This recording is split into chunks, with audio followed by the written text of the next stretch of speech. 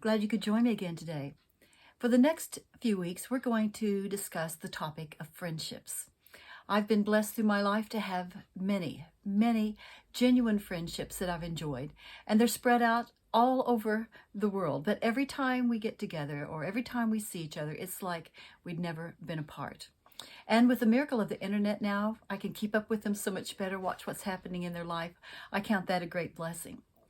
But I wanted to tell you about friendships or talk about friendships because I enjoyed a blog by a lady named Izzy Seville as she talked about friendships, and I wanted to share with you some of what she had to say about what it means to be a friend. Here's what she writes. There are two things that are universally experienced by the human soul: the pains of loneliness and the warmth of kinship. As women, we naturally crave genuine relationships. This is how God designed us. And isn't she right there? You know, we all, whether we're male or female, we experience times of loneliness and we long for a true friend.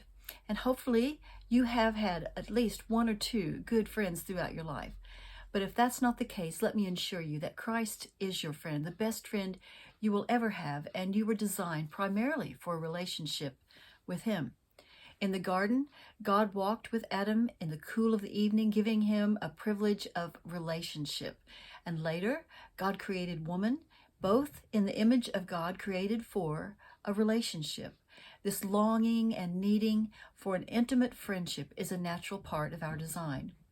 But sin marred that, didn't it? It marred our relationships, and now we struggle with pride and selfishness, and we're never away from the fact that we fail. The fact is that this was never supposed to be a part of the original design. To be a good friend, though, we must keep this in mind because we are all prone to selfishness. But a biblical friendship, Izzy says, is never hedonistic in nature. It is focused on the other person. It develops into true fellowship, edifying and building up the other based on shared communion with Christ, and it is a beautiful thing. You know, sometimes we can look at our friendships and we can see the unhealthy attitudes or some improper expectations. And that's a good sign that maybe we aren't managing our friendships in a biblical way, or we've allowed hurts and unforgiveness or envy or maybe disappointment to mar them. Maybe we came to Christ in the later time of our life, and then we found that the majority of our relationships are with those who do not know the Lord. So we struggle to find the encouragement and the support that we need from our friends. Izzy writes, not all friendships are created equal. This is a hard truth for many of us to reconcile when considering friendships.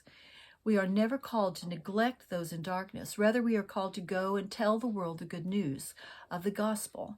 The friendships we have with non-believers are always opportunities for gospel proclamation. But we must also acknowledge that these friendships will, in essence, be limited because we do not share the ultimate friendship, and that is fellowship with Christ. The relationship that light has with darkness must be limited and approached with discernment.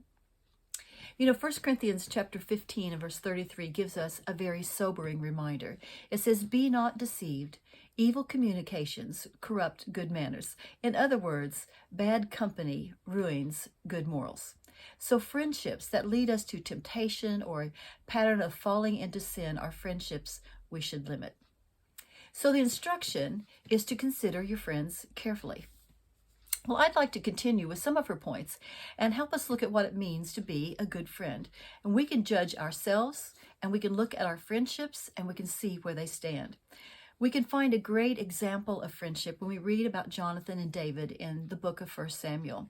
If you don't know the story, Jonathan is the king of Saul, and he's waiting to become king because he's the prince. But God has already been anointed by Samuel and chosen by God to be the next king. But their deep friendship teaches us what it means to be a friend. And we're going to look at 6 roots for friendship. But I'd like to stop here and look a bit more at Jonathan. You know, we can hear loads of things about David, but we don't hear so much about him. But his example shows us more about friendship than anything else. I want to read you some more from a book called A Heart Like His by Rebecca Pippert. And here's what she writes about Jonathan. When David returned triumphant after his single-handed defeat of Goliath, Jonathan could easily have been most envious. After all, Jonathan was the heir apparent. However, he not only celebrated David's victory, but in an act of spontaneous abandonment, he took off his robe, tunic, sword, belt, and bow, and gave them to David. Perhaps he didn't want David going to the court too humbly dressed, yet the act could have been perceived as Jonathan signifying that David might take his place as successor to the throne. It was an unexpected, extraordinarily selfless act. Jonathan never seemed to pay any thought to himself and what was good for his career. The reason was, as the Bible tells us, that Jonathan felt in one spirit with David and he loved him as himself. That is envy's opposite, not to be in competition against, but in solidarity with. When love is expressed through compassion, it is simply incompatible with envy. The two do not exist simultaneously. That's something to think about, isn't it? Let me read you a little bit more. She writes, "The more we read about Jonathan, the more we realize how extraordinary he actually was. He put aside his own self-interest to do what was in the best interest of David. What enabled him to do that? The answer has to be that Jonathan saw himself accurately before God. God was in control of his destiny, and therefore, being a king wasn't a possession he could control, but a gift that only God could give.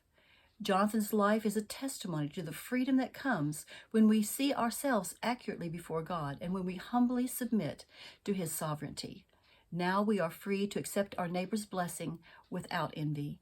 For if God is sovereign, then what is it to us if he chooses to bless our neighbor with abundant gifts?" I hope you see the beautiful qualities of Jonathan's friendship. There's self-sacrifice and love, compassion, wisdom, and we're going to refer to him as we look at our own capacity for friendships.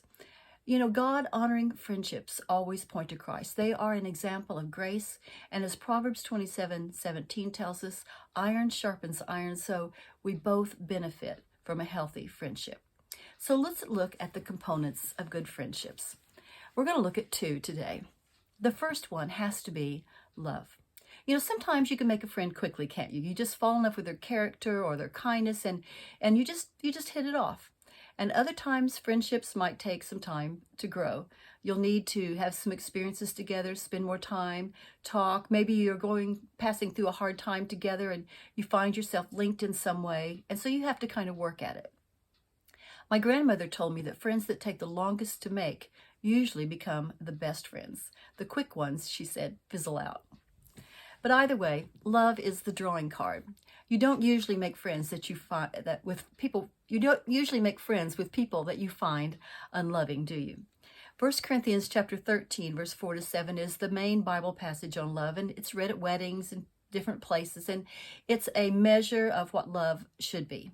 Basically, it says that love is patient, love is kind, it does not envy, it does not boast, it's not proud, it does not dishonor others, it's not self-seeking, it's not easily angered, it keeps no record of wrongs. Love does not delight in evil but rejoices in truth, it protects, trusts, hopes, perseveres. There's a whole list of things there in Corinthians to describe what God says that love is like. And when we consider Jonathan, you can see his example is matched by this description.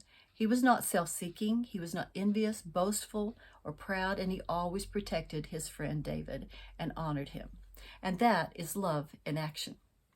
In 1 Peter chapter 1 and verse 22 says that we are to love one another with a pure heart fervently. Not some weak off again, on again thing, but a love with heat and passion. Not physical, but a heartfelt love. And you know, our modern culture mistakes love for an emotion when really, according to the Bible, it's a command. Love is the root of the great commandment, isn't it? We're to love God with all our heart, soul, and mind, and to love our neighbor as ourself. Brotherly love, then, as Izzy Seville says, is the tangible manifestation of love for God. It is a natural outcome of worship and should be the foundation of all genuine friendships. So how do you express love for your friend? Do you buy them flowers and chocolates? Do you text them hearts and kisses? You know, those things might be fun, but they do not convey genuine love. Love goes through the hard stuff. Love listens. It goes through the passage of the things in 1 Corinthians, and it helps us to stand beside our friend no matter what happens.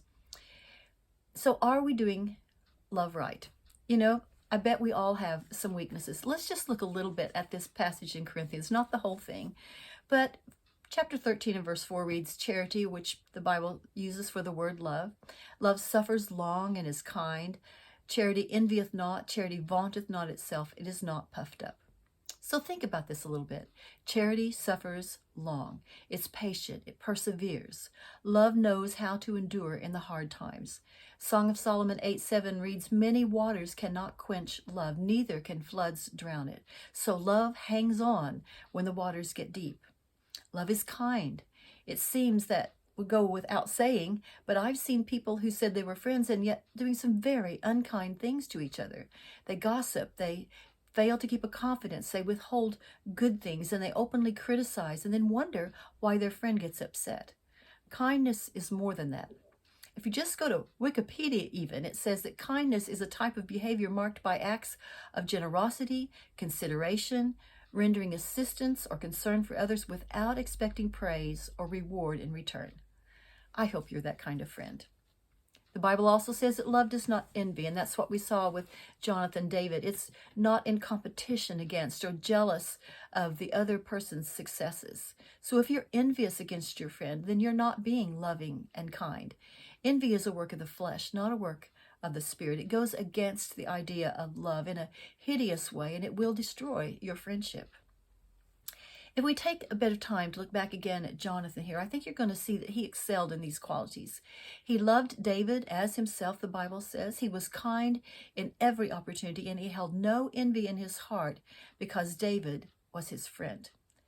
Verse 5 of Corinthians goes on to say that love doth not behave itself unseemly, seeketh not her own, is not easily provoked, thinketh no evil. There's a real key right there. But acting unseemly, in other words, love is not rude. It's not disgraceful, indecent, or lewd. Love doesn't mock, tell inappropriate jokes, dress immodestly, or do things out of the character of love. And that's not so hard to understand, really. If you love someone, you will act in a certain way toward them. You will act appropriately, not inappropriately, because that reveals a lack of love. It also said that love seeks not its own. So it's about putting others first, thinking of your friend, making sure you always think of what they need instead of what will make you happy or how to stroke your ego or how to give you first place in line or first place for praise and attention. William Barclay says that love does not insist upon its own rights. So in that way, love is giving. And we're going to stop here for today. But let me challenge you to read the passage in 1 Corinthians and judge yourself. Are you a loving friend? Do you put the needs of your friend ahead of your own? Do you rejoice in their successes and act in loving ways? I'm sure we'd all like to say that we do. But the truth be told, we all sometimes fail. We are rarely as loving and as kind as we could be. So maybe this week would be a good time to make some changes and start expressing genuine friendship based on love to those you say that you care about. I'll see you next week.